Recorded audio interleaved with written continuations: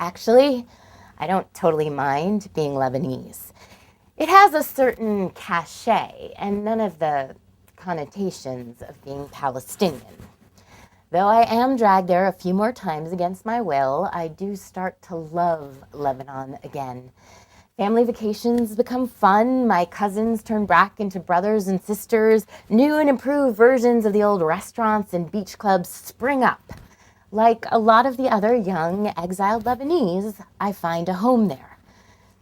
I return with frequency, and as the country continues to flourish, I find myself flourishing too.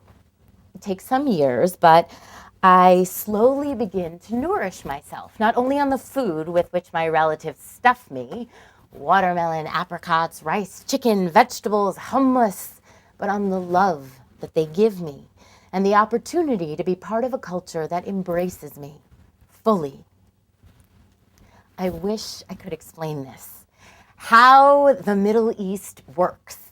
I want to be able to explain the culture and what is so incredibly addictive and captivating about it, but I can't do this without self-consciously feeling like an Orientalist. Okay, well, I'll try. So, yes, there is the muezzin, the call to prayer, so amazing at twilight. And there is the mysterious, deeply spiritual feel of the air and water. It's like you're constantly aware that all of the Bible stuff happened here.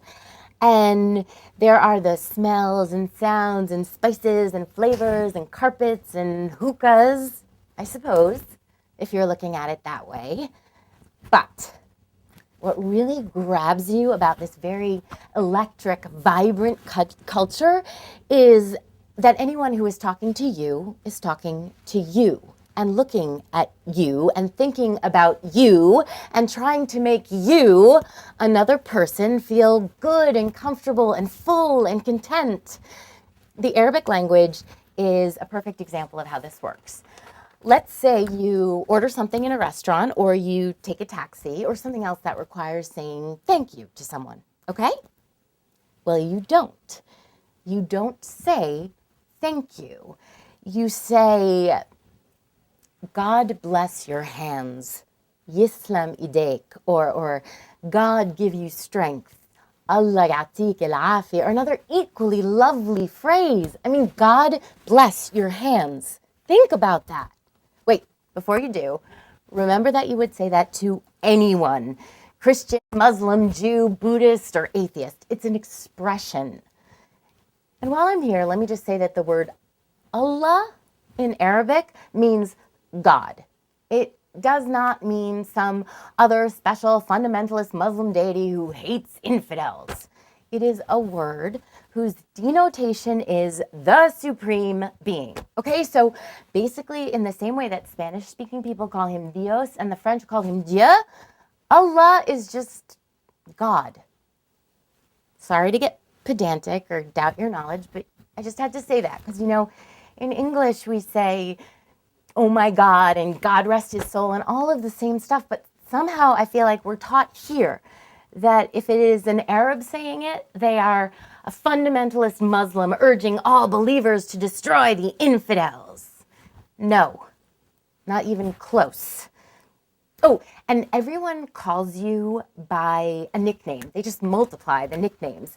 They're often diminutives of your actual name, like Muna becomes Munmun, Sana, Sansun, Tala, Taltul, my name, Najla, Najuli, Najulti, Najnuji, Nuni, or by pet names. Oh my goodness, the pet names are so delightful. Habibi, or its feminine Habibti, is the most well-known. It means the one I love. But there is also Hayati, my life. Ayuni, my eyes. Ruhi, my soul. Elbi, my heart. Amura, like the moon. I think that it's kind of from the language and the way that people use it that life becomes this lovely thing. You share it with other people. You delight in their delight. You want to feed them, love them, laugh with them, make them feel good. It's nice. Also, people just stop by to visit you. And it's not weird, it's lovely. And on cell phones, no one has voicemail. If you get a missed call, you call the person back. It's like the whole idea is to connect with other people, not avoid them. It's delicious, really it is. And so I think from all of that comes this need to go out and touch and love and dance and eat. It's like you're on a constant quest to meet everyone. The other thing about Arab culture, and well, maybe I should say, I don't know all 22 Arab countries well enough to make such generalizations, but anyway, all of that stuff that people love about Greece or Italy, you know, the way that people drive wherever they want, whenever they want, in whatever direction they want, the way that people get insanely angry at you and then 5 seconds later they're kissing you, all of those Mediterranean things, they're true of all of the Mediterranean peoples, Mediterranean Arabs too. I mean, we're not that different from the rest of the world. Arabs. That's all I'm trying to say.